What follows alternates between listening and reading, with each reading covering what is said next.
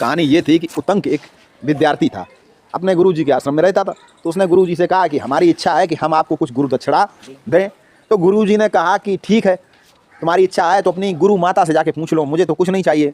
तो गुरु माता ने कहा कि मुझे कर्ण फूल चाहिए जो इस देश राज्य की रानी पहनती हैं, तो उन्हें हम फलाने दिन उत्सव में पहनेंगे।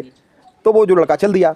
तो रास्ते में उसे एक व्यक्ति मिला जो बैल पे बैठा था, और उसने उसको एक कटोरा दिया पानी पीने के लिए। पानी बहुत गंदा था लेकिन उसने पी लिया। फिर वो राजा के पास पहुंचा। तो राजा ने कहा कि भाई तुम इतने गंदे संदे आए हो, तैयार रानी के सामने जाओ, तो इस देश की रानी है। बड़े व्यक्ति के पास किसी पास जाते साफ सुथरे होके जाते। तो वो नहा धो के फिर रानी के पास गया। तो रानी ने स्वेच्छा से उसको अपने कड़ फूल दे दिए, खुश होकर कि तुम अच्छे बच्चे हो जो अपनी गुरु की आज्ञा पालन करने के लिए यहाँ तक आए, साहस किया। लेकिन इस पर सर्पराज की बहुत बड़ी दिनों से नज़र अड़ी है। तो लेके चल दिया। तो देखा आराम थक गया तो एक पेड़ के नीचे बैठ गया। तो कोई आदमी उसका जो है कड़ फूल हाथ से लेके भागा। तो पीछे पीछे गया, वो आदमी सर्प बन गया और एक बिल में घुस गया। फिर वो क्या किया, खड़ा खड़ा परेशान हो रहा था। फिर अचानक बिजली गरजी, बादल चमके, बादल गरजे, बिजली चमकी, और उसी के पास एक बड़ा सा छेद हो गया। वो छेद में घुस गया। तो देखा कि दो बुढ़ियाँ जो है सफ़ेद और काले धागे से कपड़ा बुन रही हैं, और देखा आगे 6 लड़के एक पहिए को घुमा रहे जिसमें 12 तीली हैं। फिर आगे एक घोड़ा मिला। घोड़े पे एक व्यक्ति बैठा। तो कहा हमारी मदद करो। तो उसने कहा घोड़े में जाके फूंक दो घोड़ा के सामने। तो घोड़ा ने जब ऊपर उसने फूंका तो घोड़े के शरीर से बाल निकल के जलने लगे, और उसके सर्पराज के पूरे राज्य में के घर को उसने जला दिया। तो सर्पराज उससे जो है भयभीत हो गया। तो फिर सर्पराज ने उसकी मड़ी क्या किया, सर्पराज ने फिर माफ़ी मांगी और फिर दे दी, कड़ फूल दे दिए।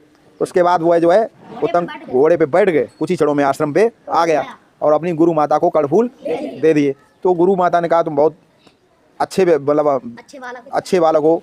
और गुरु को जब उसने अपनी कहानी सुनाई तो बताया कि देखो जो रास्ते में तुम्हें जो गंदा पानी कटोरे में मिला था वो अमृत था, उसी को पी के तुम शक्तिशाली हो गए थे, तब तुमने इतनी बड़ी जंग जीती। तुम राजा के पास तक पहुँचे, कड़ फूल लाए और सर्पराज को हराया। अब तुम जाओ दुनिया में और अपना नाम रोशन करो। तो इस कहानी से हमको क्या शिक्षा मिलती है? इस कहानी से हमको ये शिक्षा मिलती है कि विद्यार्थी को हमेशा अपने गुरु का सम्मान करना चाहिए। जो अपने गुरु का सम्मान करते हैं वो अपने जीवन में हर जगह सफल होते हैं। और इस जिंदगी अभी तो तुम लोग माता पिता और गुरु के शरण में हो, फिर एक समय ऐसा आएगा जहाँ ना हम तुम्हारे साथ होंगे ना तुम्हारे माता पिता साथ होंगे। उस समय तुम्हारे माता पिता का आशीर्वाद और गुरु की शिक्षाएं ही तुम्हारे साथ होंगी। आज अपने पापा से पूछो, मम्मी से पूछो, क्या उनके माता पिता उनके साथ रहते 24 घंटे?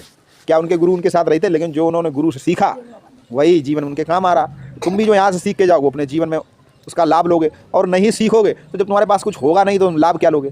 तो जब तक विद्यार्थी जीवन में रहो, माता पिता के आशीर्वाद के साथ साथ गुरु की सेवा करो। सेवा करते अब वो पुरानी सेवाएं तो बंद हो गई कि मकान लीप दो, कि सब्जी ले आओ, कि खेत जोत दो, कि गैया धो दो। अब वो काम तो सेवा का मतलब बस इतना ही रह गया कि गुरु की आज्ञा का पालन, गुरु जो काम करने दें, जो याद करने दें उसको याद करो, इतना ही कर लो। आज के समय में यही गुरु बहुत बड़ी सेवा। आज के समय में गुरु इसीलिए परेशान है कि हमारे शिष्य पढ़ते नहीं है, तो तुम पढ़ लो, यही हमारी बहुत बड़ी सेवा हो जाएगी।